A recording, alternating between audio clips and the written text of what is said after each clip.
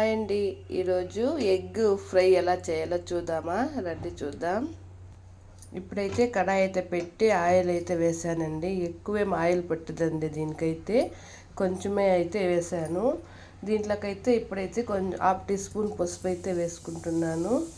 అలాగే ఇంకొకటి ఏమి అంటే గుడ్లకైతే ఘాటు పెట్టుకోవాలండి.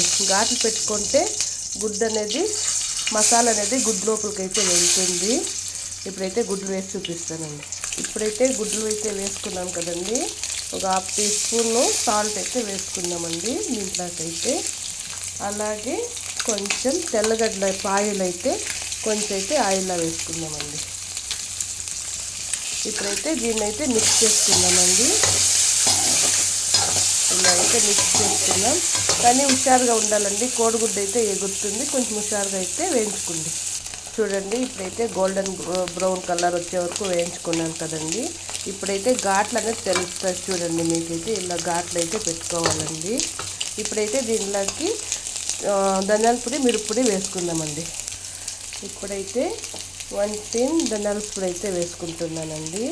ఒక 1/2 టీ స్పూన్ చిల్లీ పౌడర్ అయితే వేసుకుంటున్నానండి. ఎక్కువ తినాలైతే ఎక్కువ వేసుకోవచ్చండి, నాకేం ఎక్కువ అనిపించట్లేదు అనేసి 1/2 టీ స్పూన్ వేసుకొని ఇలా మిక్స్ చేసుకోవాలండి.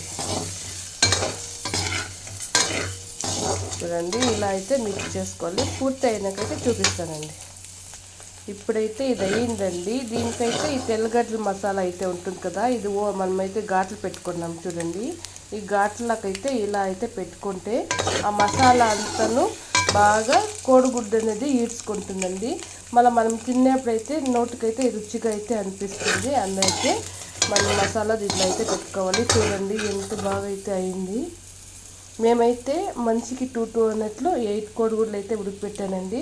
మా అమ్మాయి అయితే అలా తినింది కాబట్టి తనకైతే సపరేట్గా పెట్టేశాను.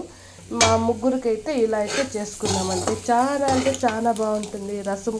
రసం కానీ, బేళ్ళ సాంబార్ కానీ, ಯಾವ సాంబార్ కన్నా సైడ్ డిష్గా అయితే కోడిగుడ్లు ఫ్రై అయితే చాలా బాగుంటుంది. మీరు కూడా ట్రై చేయండి, ఎలా ఉందో కామెంట్ చేయండి. ఓకేనండి, మా వీడియో మీకు నచ్చితే లైక్ చేయండి, షేర్ చేయండి, సబ్స్క్రైబ్ చేసుకోవడం మాత్రం మర్చిపోకండి. ఓకేనండి, బాయ్ అండి. చూడండి ఎంత బాగా గోల్డెన్ బ్రౌన్ కలర్ అయితే వచ్చిందో, ఈజీగా అయిపోతుందండి. ట్రై చేయండి. ఓకేనండి, బాయ్.